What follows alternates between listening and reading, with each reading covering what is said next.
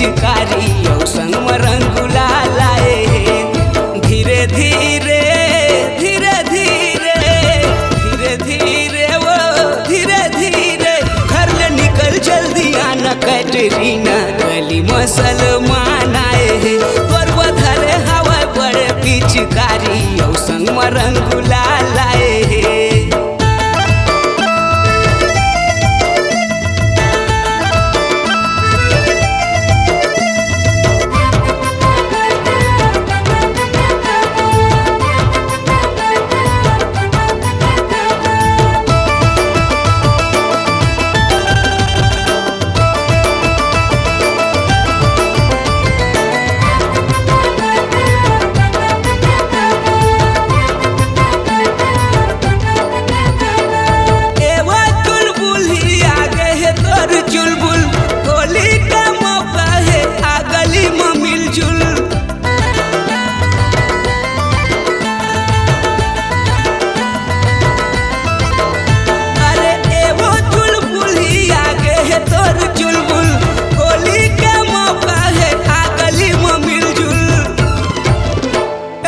धीरे धीरे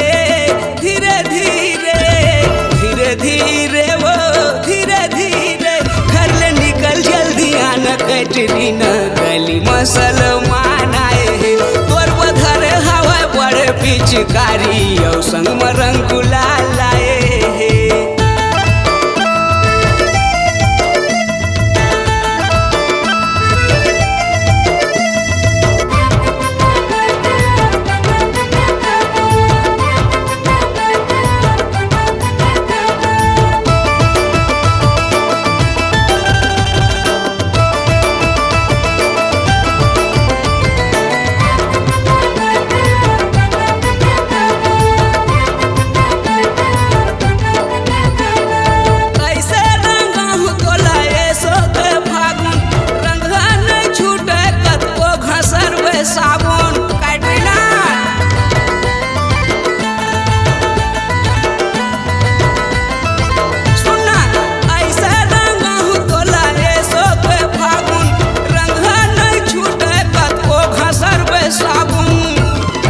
धीरे धीरे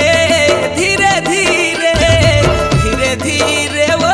धीरे धीरे पूरा बदन मैं आज रंगा हूँ होली के तिहार आए हैं तोर मैं हवा कतका कैटरीना रंग खिले सलमान आए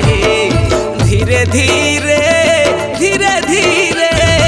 धीरे धीरे रे धीरे धीरे पूरा बदन मैं तोर रंगा हूँ होली के तिहार आए तोर मैं हवा कतका कैटरीना रंग खेले सलमान आए धीरे धीरे मैं रंग लगा हूँ होली के तिहार आए तोर मैं हवा कतका कैटरीना रंग खेले सलमान आए तोरा बदन में मैं लाली छुआ हूँ होली के तिहार